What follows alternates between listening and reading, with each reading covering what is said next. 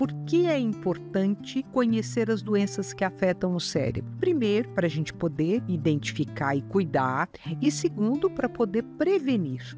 De uma maneira geral, as doenças mais frequentes que comprometem o cérebro são a doença de Alzheimer e a doença de Parkinson. Vamos conhecer um pouquinho cada uma delas? Na doença de Alzheimer, nós vamos perceber uma mudança de comportamento. Por exemplo, uma coisa evidente é a perda de memória. E a perda de memória não onde eu esqueci a chave, mas eu esqueci o caminho para um lugar que eu ia com frequência. O baixo discernimento na tomada de atitudes inesperadas e descabidas. Eu vou convidar a pessoa que veio me entregar um pacote para almoçar. A alteração de humor e de visão. E alterações de humor sem explicação. Ou não há um contexto que justifique aquilo. O estado confusional. Eu ia para um lugar e aí eu não sei se eu ia para aquele lugar ou para outro e esqueço o lugar para onde eu ia. Eu me perco. Isso tudo vai fazer o quê? Vai comprometer a interação, a convivência social, porque você, inclusive, não sabe se aquilo que aquela pessoa está falando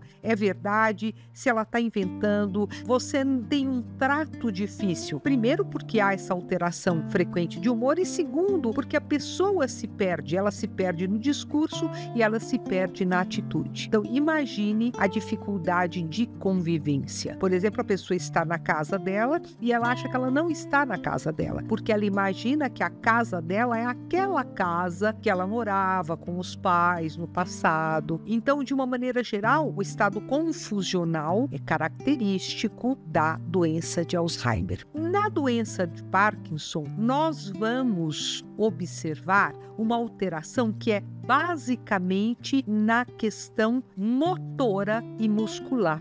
É frequente você observar a situação de tremores, dificuldades ao pegar um objeto, ao se movimentar, no andar, na postura ao andar que pode ir mais para frente, a pessoa se desequilibra. Então, a dificuldade central da doença do Parkinson está associada à motricidade. Você vai ver isso também na expressão facial. A pessoa tem dificuldade de exprimir emoções através do olhar, do rosto. Então é um rosto mais rígido, é uma expressão facial, é como se fosse uma máscara, onde você não lê o que está se passando com aquela pessoa. Outra característica frequente é a prisão de ventre, constipação intestinal. E claro que não é a constipação intestinal de comer alguma coisa e isso afetou o intestino. Não, é uma situação crônica de constipação intestinal. Desse modo, gente, a gente vai ter na doença de Alzheimer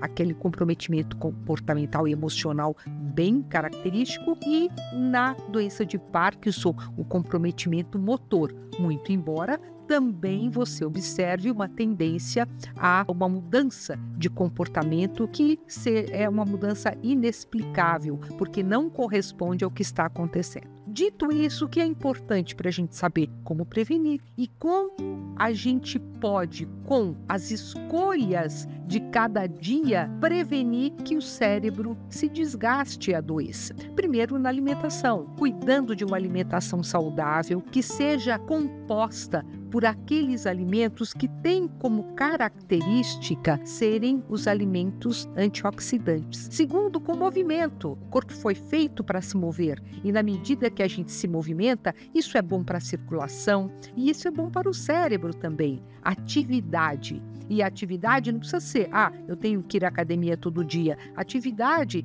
é você caminhar, você estar o tempo todo fazendo com que o corpo trabalhe a musculatura. E por fim, eu diria para vocês, é a questão de eu estimular e de eu exercitar o cérebro. Manter o cérebro ativo através de aprendizagens, jogos, quebra-cabeça, aprender uma língua, ter desafios. Então, como é que a gente previne o adoecimento do cérebro? Movendo-se, mantendo-se ativo com o corpo e mantendo-se ativo com a mente.